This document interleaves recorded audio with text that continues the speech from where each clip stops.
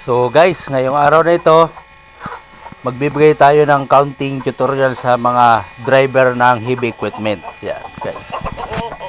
Oh, nandun na tayo. Magaling kayong driver guys. Ako po, magaling din ako mag-driver ng mga heavy equipment. Kahit anong sasakyan, kahit anong mag-aeroplano man yan, kayang-kaya ko po.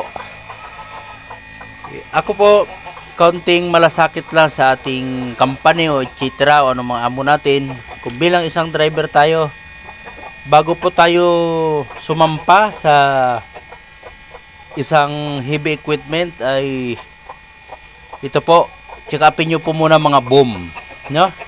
Tulad dito. O yan. Ito po mga tinatamaan ng ano yan, bato. Kaya po nagkaganyan yan, no? Yan, no? Tinatamaan po ng bato yan. Pero po ako, matagal po ako naging operator ng mga ganyan.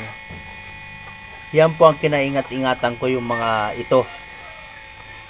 Kasi ito, pag ito ay tinamaan ng ganyan-ganyan, itong mga o-ring kit na ito ay maglilik kasi magagasgas dito. Ya?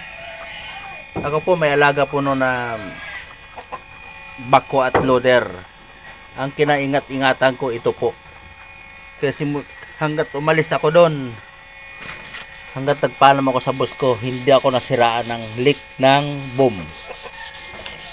Kahit sa, basta boom, kasi manibela, boom pa rin yan eh. So, ayan. Kaya, kaunting malasakit lang po. Ako po, manggagawa na po ngayon. Pero, tinitips ko yan kasi malaking bagay po yan. Habang nagtutulungan, mas maganda ang samahan kasi. Kasi pag puro ka lang iniisip mo sarili mo, useless po. Hindi ka tutulungan ng amo mo bilang tauhan. Tulungan ka man, limit lang po yan. Pero pag pinakita mo sa amo mo yung malasakit, tulad po ito, hindi ko pa ito na liliya. O, kita mo. Yan po, mga kulo-kulobot. Tinamaan po ng bato yan. Ibig sabihin, kahit umaabot na dito sa ano yung mga bato na sinusuro mo o binabako mo, pinapabayaan mo lang na tamaan to. Hindi po ganyan ang pag-operate. Yan. Tips ko lang po yan para mas magkaroon kayo ng ideya.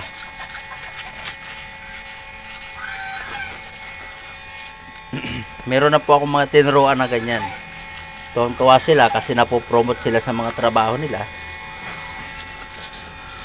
Isipin natin, tricycle mo o motor, single motor mo, patamaan mo ng bato, di ba masasaktan ka? O, ganyan po ang pakiramdam ng mga may-ari ng heavy equipment. Kasi po, hindi po basta-basta ang gastos ng mga ganito. Yan. Pagka nagbaklas ka ng ganito, kaya makabili ka ng isang buong motor.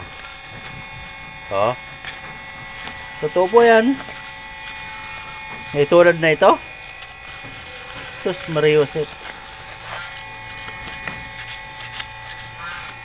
Sinishare ko lang po sa inyo bilang malasakit sa amo.